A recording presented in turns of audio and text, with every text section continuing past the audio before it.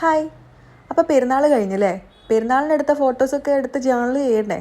അപ്പോൾ ചെയ്യാത്തവരുണ്ടെങ്കിൽ വേഗം ബുക്കും പെന്നൊക്കെ എടുത്തിട്ട് വായോ, നമുക്ക് ഒരുമിച്ച് ചെയ്യാം. ഇപ്രാവശ്യം ഞാൻ പെരുന്നാളിന് വീട്ടിൽ പോയിട്ടുണ്ടായിരുന്നില്ല കേട്ടോ. അതുകൊണ്ട് തന്നെ ഞാൻ എൻ്റെ ഫ്രണ്ടിൻ്റെ വീട്ടിലായിരുന്നു പെരുന്നാൾ ആഘോഷിച്ചത്.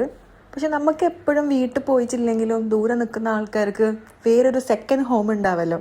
അതേപോലെ ആയിരുന്നു എനിക്ക് പാത്തുവിൻ്റെയും ഫിറോൻ്റെയും വീട്ടിൽ പോയപ്പോൾ ഫീൽ ചെയ്തത്.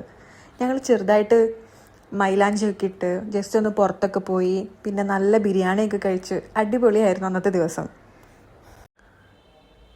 നമ്മൾ ഏത് സൈസിലാണോ ഫോട്ടോ എടുക്കുന്നത് അത് ഇവിടെ ഒന്ന് പോയിൻ്റ് ഔട്ട് ചെയ്ത് കൊടുക്കാം. എന്നിട്ട് 1 സെൻറ്റിമീറ്റർ ഈച്ച് ഇങ്ങനെ ലൈൻ ഇട്ട് കൊടുത്തിട്ട് അതൊന്ന് മടക്കിയെടുത്താൽ മതി. ഇവിടെ എനിക്കൊരു അബദ്ധം പറ്റിയിട്ടോ. കാരണം എൻ്റെ ഫോട്ടോനേക്കാളും കുറച്ച് വീതിയുള്ള പേപ്പറാണ് ഞാൻ എടുത്തത്. അതിൻ്റെ എക്സ്ട്രാ പുറത്തോട്ടും കൂടെ ഞാൻ ആ പശ ആക്കുകയും ചെയ്തു. പക്ഷെ കുഴപ്പമില്ല, നമുക്ക് പരിഹാരമുണ്ട്. ഞാൻ സൈഡ് നൈസായിട്ടൊന്ന് കട്ട് ചെയ്ത് കൊടുത്തിട്ടുണ്ട്. ഇതിൻ്റെ ഫുൾ ഡേ വിശേഷങ്ങൾ ഞാനൊരു ചെറിയ വ്ളോഗായിട്ട് അപ്ഡേറ്റ് ചെയ്തിട്ടുണ്ട്. അപ്പം ഞാൻ എന്നും ചെയ്യുന്ന പോലെയല്ല ഇന്ന് ചെയ്യാൻ പോണത്.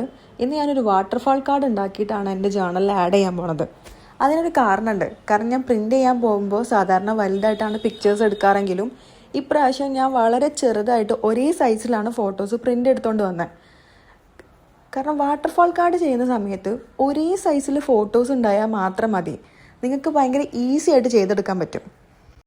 പിന്നെ ഈ സ്ട്രിപ്പ് വെക്കുമ്പോൾ ശ്രദ്ധിക്കേണ്ട കാര്യം, താഴെയുള്ള ഈ ഭാഗം കൂടെ അതിലോട്ട് ആഡ് ചെയ്യാൻ പ്രത്യേകം ശ്രദ്ധിക്കണം.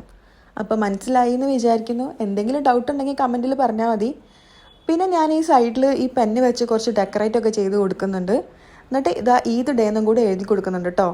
അപ്പോൾ ഇതാണ് എൻ്റെ ഈദ് ഡേ സ്പെഷ്യൽ ജേർണൽസ്. അപ്പോൾ ഫോളോ ചെയ്യാൻ മറക്കണ്ട. ഇതേപോലത്തെ ഇൻട്രസ്റ്റിംഗ് ആയിട്ടുള്ള ജേർണൽസൊക്കെ ആയിട്ട് വീണ്ടും വരാം കേട്ടോ.